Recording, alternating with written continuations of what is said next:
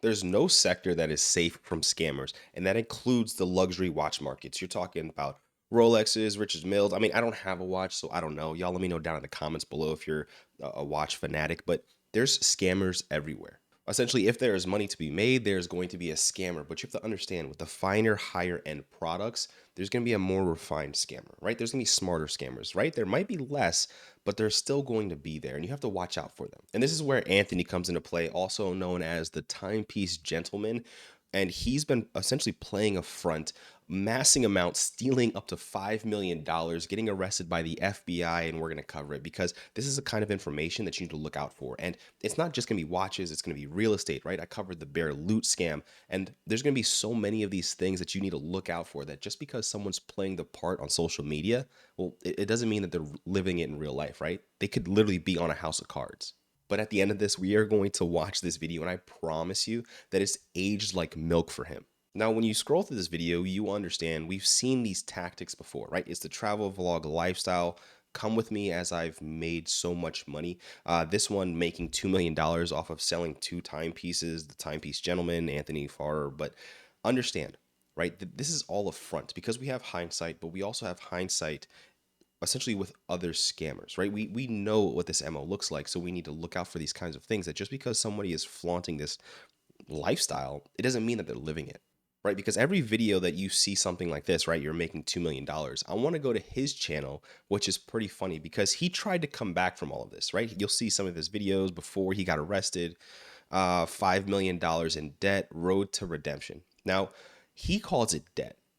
Many people are going to call it stolen money because that's what it is. At the end of the day, you don't get arrested for going into debt, right? That's going to the bank. I think there's a quote saying that, if you owe the bank $100,000, it's your problem. But if you owe the bank $100 million, that's their problem, right? Because at scale, that's all this is. We've seen the luxury cars, lifestyle, watches in this case, but he's going to blame it all on gambling and living his life. But that's not how you waste $5 million, right? You waste $5 million by stealing it and essentially living on the run.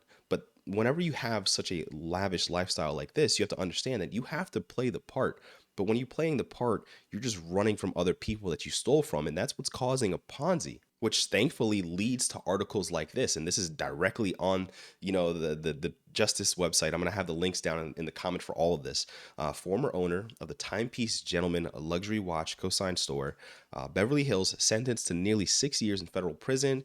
Los Angeles man, luxury watch, Timepiece Gentleman sentenced to 70 months for a total of at least $5.6 million. Anthony Farr. So this is him, right? We have a face, we have a name, we have a date, we have the long list of descriptions, right? So essentially what he's been doing is he's either stolen, lied, and frauded, right? That's essentially what's happening. And one of the best things that we have on video is that there was actually a watch dealer who called the cops on him because they believed that there was fraud happening, falsifying that he's the owner of the watch because he saw an image of it. Let's get into this video. I've been doing this 6 years. I've never had a watch stolen. That's Anthony Farrer, a self proclaimed luxury watch dealer, claiming a watch at a jeweler is stolen. But the feds say Farrer is actually a con man who swindled people out of millions. Keeping up the appearances. Now, this is one of his videos, right? He'll claim that he was a degenerate gambler, he had an addiction, and he was just falsifying this lifestyle because of drugs. He was trying to blame other people, right? But when you're living this lifestyle, you have to take ownership of, no, you're just a shitty person, right? Because that's what it is at the end of the day. It's eating me alive. Welcome to Crime Fix. I'm Angie. But I promise you, it's only eating him alive because he got caught, right? If he was living it up, right? If he was scamming at a positive, right? Would this have crashed down? No. Most people try to get away with the Ponzi until it crashes and then it collapses and then they're, woe is me. Jeanette Levy. Right now, Anthony Farrer is in jail in Los Angeles, awaiting trial on federal wire fraud charges. The FBI says the founder of Gentleman's Timepieces was a drug addict and a swindler, running a Ponzi scheme involving luxury watches. Here's Farrer last year on his YouTube channel. I'm $5 million in debt. About $3 million of that debt is to two big clients of mine. One who acted as an... Okay, so we know that he says $5 million in debt, right? Is it still debt when you stole from, lied from, and deceive. Like this is all fraud, right? $5 million in fraud is not debt; it's stolen. Investor, and I used his money to fund my lifestyle. The other who, I'll just leave it at that. I owe two big people $3 million. And I owe a lot of small people a collect. So out of that 5 million, 3 million is to the large players, right? And that's one of those things, like, as long as you're able to trick, I'm going to use the word, as long as you're able to trick a few people, you're able to live this lifestyle, right? You're able to show the luxury cars, you're able to show the private jets, you're able to show all of this, and then get a lot of small fish because you tricked a lot of big fish. You're just two big fish in this case. Collective $2 million for watches that I sold.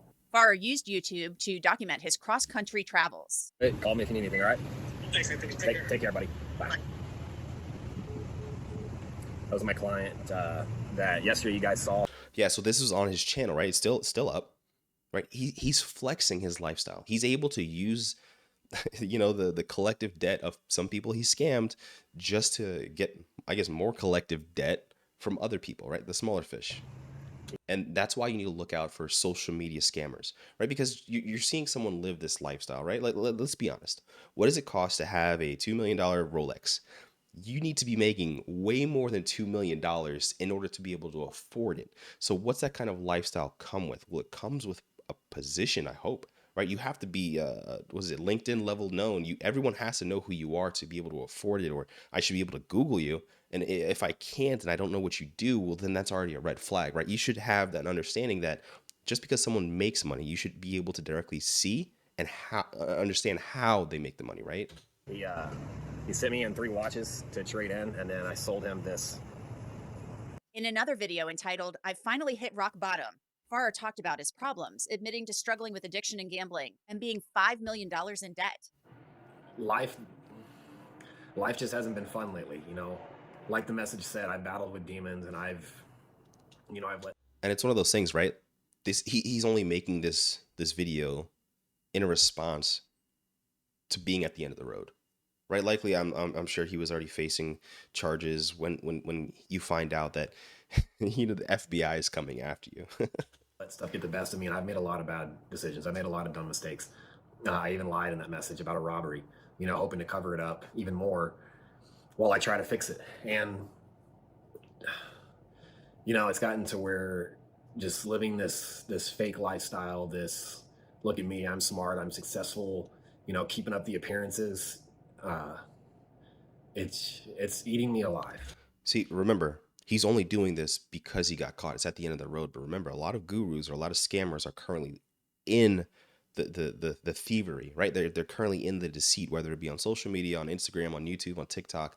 They're trying to funnel in people, a new audience. It's hot, it's hot potato, right? They're trying to get a new audience to collect the new money, right? But when he talks about scamming or trying to call in a steal, right? He said something about stealing, right? He actually went to a dealer to try and get a claimed watch back that he said was his, but this was all, again, fraud. It's getting a little heated. In May of 2023, a jeweler in Scottsdale, Arizona called police when Farrer claimed they had one of his watches and that it had been stolen. We filed leads. It has not come back stolen yet. Mm-hmm. It's still on hold. So he went to look at the watch and won't give us the watch back. But if it in fact is stolen, it has to now go through the police and the courts. Did you make a police report? I did, because I was already out of town. They said I had to. Where was it stolen from?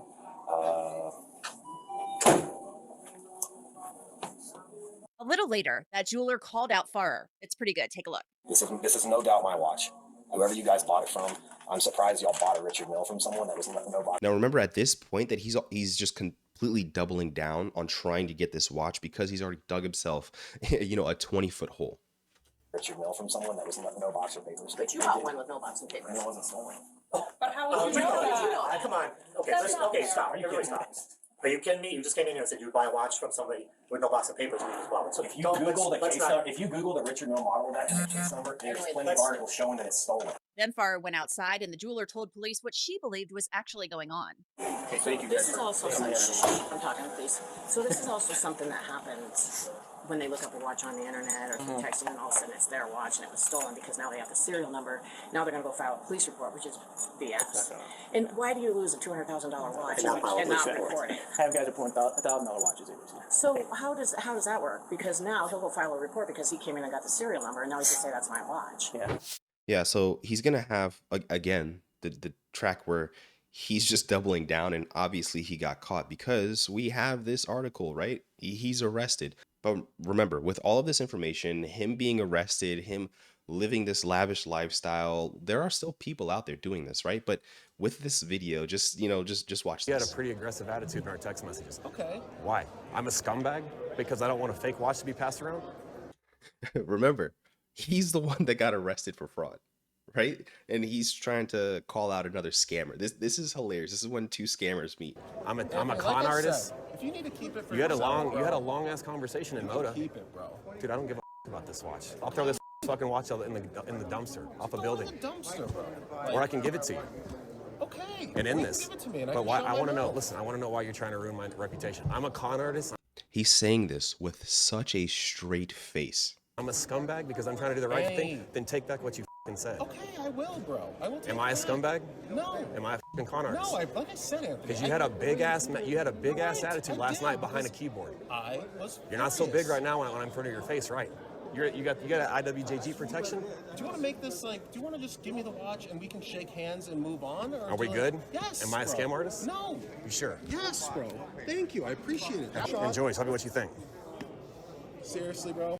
Now, remember, he tries to make fun of this scammer, but we only have him in jail.